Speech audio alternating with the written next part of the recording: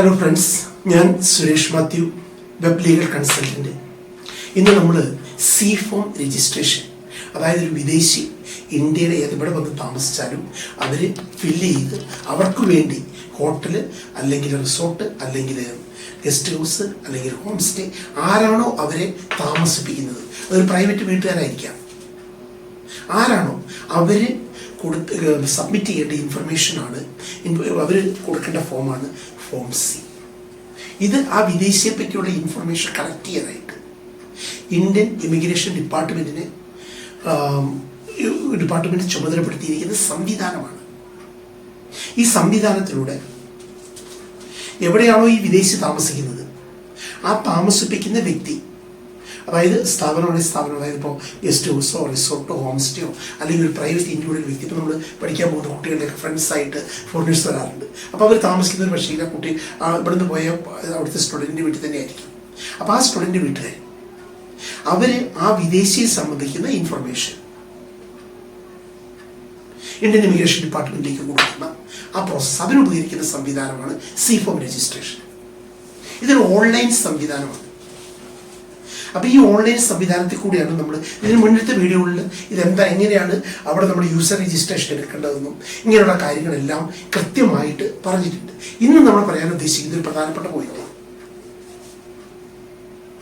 ഇത് രണ്ട് കാര്യങ്ങൾക്ക് വേണ്ടിയാണ് ഇത് ചെയ്യുന്നത്. ഒന്ന്, നമ്മുടെ സെക്യൂരിറ്റി ആൻഡ് റെഗുലേറ്ററി, ഈ രണ്ട് കാര്യങ്ങൾക്ക് വേണ്ടിയിട്ടാണ് നമ്മൾ ഈ സംവിധാനം ഇങ്ങനെ ഡീറ്റെയിൽസ് കളക്ട് ചെയ്യുന്നത്.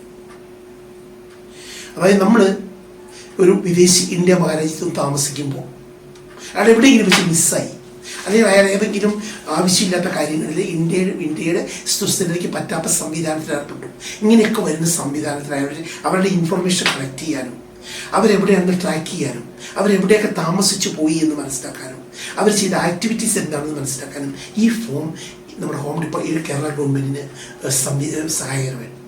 സഹായകരമായിട്ട് മാറുന്നു. അതുകൊണ്ടാണ് ഇതിന് വളരെ പ്രധാനപ്പെട്ട ഒരു നിയമമായിട്ട്, ഇത് കൃത്യമായിട്ട് പാലിക്കേണ്ട ഒരു നിയമമായിട്ട് ഇതിനെ കണക്കാക്കുന്നത്. ഞാൻ അതിന് പറഞ്ഞ രണ്ട് കാരണങ്ങൾ കൊണ്ടാണ് ഇത് മെയിനായിട്ടുള്ളത്. ഒന്ന് സെക്യൂരിറ്റി റീസൺസ്, പിന്നെ ഒന്ന് റെഗുലേറ്ററി റീസൺസ്. അവർ ഈ സെക്യൂരിറ്റി റീസൺസ് എന്ന് പറയുന്നത് ആ വിദേശിനെ ട്രാക്ക് ചെയ്യാൻ വേണ്ടി പറ്റും. അയാൾ എവിടെയൊക്കെ പോയി, എന്തൊക്കെ ചെയ്തു, എവിടെയാണ് താമസിക്കുന്നത്, പ്രത്യേക സമയത്ത് ആൾ എവിടെയുണ്ട്, അത് ടൂറിസം ഡിപ്പാർട്ട്മെൻറ്റിന് ട്രാക്ക് ചെയ്യാൻ, ഇന്ത്യ ഗവൺമെൻറ്റിന് ട്രാക്ക് ചെയ്യാനുള്ള സംവിധാനം. പിന്നെ രണ്ടാമത്, ഇയാൾ ഇന്ത്യ ഗവൺമെൻറ്റിൻ്റെ അനുശാസിക്കുന്ന റെഗുലേറ്ററി കണ്ടീഷൻസ് അനുസരിച്ചാണോ ഇവിടെ വന്നത്, അതായത് ലീഗൽ കോംപ്ലയൻസസ്. ഇയാൾക്ക് വാലിഡ് പാസ്പോർട്ട് ഉണ്ടോ, ഏത് രാജ്യക്കാരനാണോ ആ രാജ്യക്കാരന് അവർ വാലിഡ് ആയിട്ടുള്ള പാസ്പോർട്ട് ഉണ്ടോ, വിസ ഉണ്ടോ, അതുപോലെ മറ്റു കാര്യങ്ങൾ, എന്നാണ് തിരിച്ചു പോകുന്നത്, എത്ര ദിവസമാണ് ഇന്ത്യ തങ്ങുന്നത്, ഏത് കാറ്റഗറി വിസയാണ് ഇയാൾക്ക് കിട്ടിയിരിക്കുന്നത്, ഏത് ആക്ടിവിറ്റീസാണ് ഇയാൾ ഇൻവോൾവ് ആകുന്നത്, ഇങ്ങനെയുള്ള കാര്യങ്ങളാണ് രണ്ടാമത് വരുന്നത്. മൂന്നാമത് വരുന്ന ടൂറിസം സ്റ്റാറ്റിസ്റ്റിക്സ്, എത്ര വിദേശികൾ ഇവിടെ വന്നു എന്ന് മനസ്സിലാക്കാൻ വേണ്ടിയിട്ട്.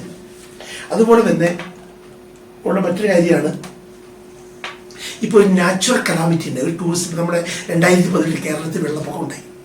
അപ്പോൾ ഗുരുതരമായൊരവസ്ഥ, അൺഫോർസീൻ ഇവൻസ്, അങ്ങനെയുള്ള സംവിധാനം ഉണ്ടായി. അപ്പോൾ വിദേശ രാജ്യങ്ങളെല്ലാം വളരെ അവർക്ക് വളരെ ആകുലരിപ്പപ്പെട്ടു, നമ്മുടെ സിറ്റിസൺ അവിടെ ഉണ്ട്. അപ്പം അവരെ നമുക്ക് അങ്ങനെയുള്ള കണ്ടീഷൻസിൽ നമുക്കൊരു കലാമിറ്റി, നാച്ചുറൽ കലാമിറ്റി അങ്ങനെയൊക്കെ ഉണ്ടാകുന്ന സമയത്ത് ഇവരെവിടെയാണെന്നും എവിടെ താമസിക്കുന്നതെന്നും പെട്ടെന്ന് ഇന്ത്യ ഗവൺമെൻറ് ഐഡൻറ്റിഫൈ ചെയ്യാനും അങ്ങനെയുള്ള കാര്യങ്ങൾക്ക് ഇത് ഉപകരിക്കുന്നു. ഇത് കൂടാതെ വരുന്നൊരു കാര്യം, documentation requirements. India government documentation സംവിധാനമുണ്ട്, അതായത് എത്ര വിദേശികൾ വന്നു, അതുപോലുള്ള അങ്ങനത്തെ കാര്യങ്ങൾ നമ്മൾ അറിയേണ്ട ഇൻറ്റേർണൽ ഡോക്യുമെൻറ്റേഷൻ ഗവൺമെൻറ്റിൻ്റെ, അതിനും ഇത് ഉപകരിക്കും. ഇങ്ങനെയുള്ള കാര്യങ്ങൾക്ക് വേണ്ടിയാണ് സി ഫോം വേണ്ടത്. ഇനി ഇത് ആർക്കാണ് ഇതിൻ്റെ ഉത്തരവാദിത്വം? ഇതിൻ്റെ ഉത്തരവാദിത്വം ആരാണോ ഇവരെ താമസിപ്പിക്കുന്നത്, ഹോട്ടലാണ് hotel, home stay home stay, individual house ആണ് ഇൻഡിവിജ്വൽ ഹൗസ്, ആ വ്യക്തിയാണ് ഈ സി ഫോം സബ്മിറ്റ് ചെയ്യേണ്ടത് കേരള ഗവൺമെൻറ്റിലേക്ക്, ഇന്ത്യ ഇമിഗ്രേഷൻ ഡിപ്പാർട്ട്മെൻറ്റിലേക്ക്.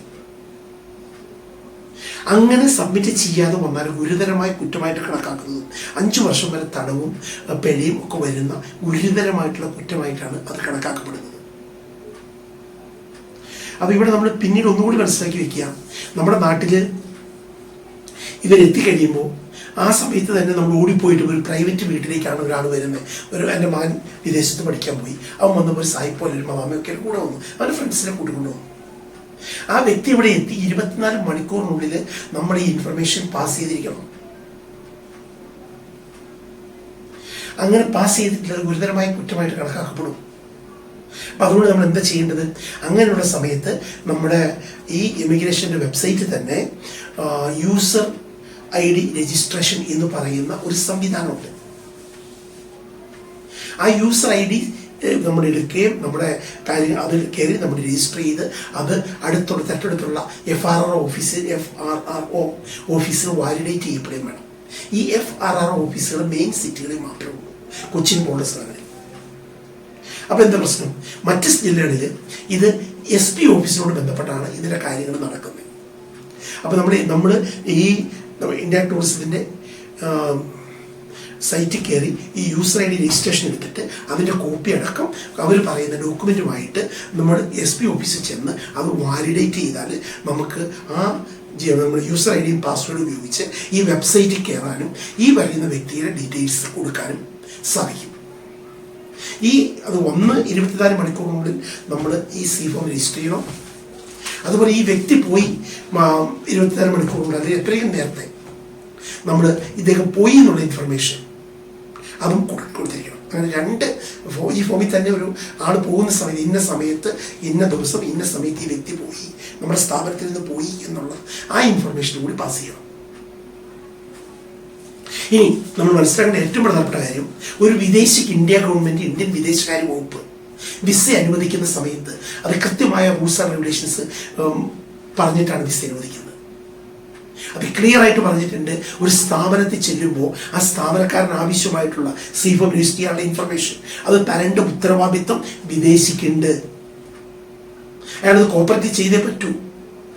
അതിൻ്റെ ഔദാര്യമൊന്നുമല്ല നമ്മൾ തപ്പിപ്പിടിച്ചെടുക്കണം. കൃത്യമായ തോതിൽ ഈ ഹോസ്റ്റ് ചെയ്യുന്ന വ്യക്തി, സ്ഥാപനങ്ങൾ അല്ലെങ്കിൽ വ്യക്തികൾ അവരോട് പറയുന്നത് നിങ്ങളുടെ ഉത്തരവാദിത്വമാണ്. കൃത്യമായ ഇൻഫർമേഷൻ എവിടെ നിന്ന് വന്നു, ഇപ്പം വ്യക്തി ഏത് സമയത്ത് എവിടെ നിന്ന് വന്നു, കഴിഞ്ഞ് ഈ വരുന്നതിന് മുന്നേ എവിടെ താമസിച്ചു, എങ്ങോട്ടേക്ക് പോകുന്നു, ഇങ്ങനെയുള്ള കാര്യങ്ങൾ കൃത്യമായ ഇൻഫർമേഷൻ തരേണ്ട. പാസ്പോർട്ട് ഡീറ്റെയിൽസ്, വിസ ഡീറ്റെയിൽസ് നമുക്ക് ഈ താമസിപ്പിക്കുന്ന വ്യക്തിക്ക്, അതായത് ഹോട്ടലിനോ ഹോം സ്റ്റേക്ക് തരേണ്ട പൂർണ്ണമായ ഉത്തരവാദിത്വം വിദേശിക്കുണ്ട്. അത് കൃത്യമായിട്ട് അവർ വിസയ്ക്ക് അപ്ലൈ ചെയ്യുന്ന സമയത്ത് അത് സൈൻ ചെയ്തിട്ടാണ് അവർ പോരുന്നത്. അപ്പം അതുകൊണ്ട് നമ്മൾ ഔദാര്യമായിട്ട് കാണേണ്ട ആവശ്യമില്ല. അവരെ കാര്യങ്ങൾ പറഞ്ഞ് ബുദ്ധിപ്പെടുത്തുക, കൃത്യമായിട്ട് നമ്മൾ ആ ഇൻഫർമേഷൻ എടുക്കുകയും ചെയ്യുക. അത് കൃത്യമായിട്ട് ഈ ഓൺലൈൻ വെബ്സൈറ്റിൽ, ഇമിഗ്രേഷൻ വെബ്സൈറ്റിൽ നമ്മൾ അപ്ലോഡ് ചെയ്യുക. ഇതാണ് ഇതിൻ്റെ സംഭവം. ഇതെല്ലാവർക്കും ഉപകാരപ്രദമായി, കുറച്ചെങ്കിലും എല്ലാവർക്കും ഉപകാരപ്രദമാകും എന്നുള്ള വിശ്വാസത്തോടെ for the time being good bye.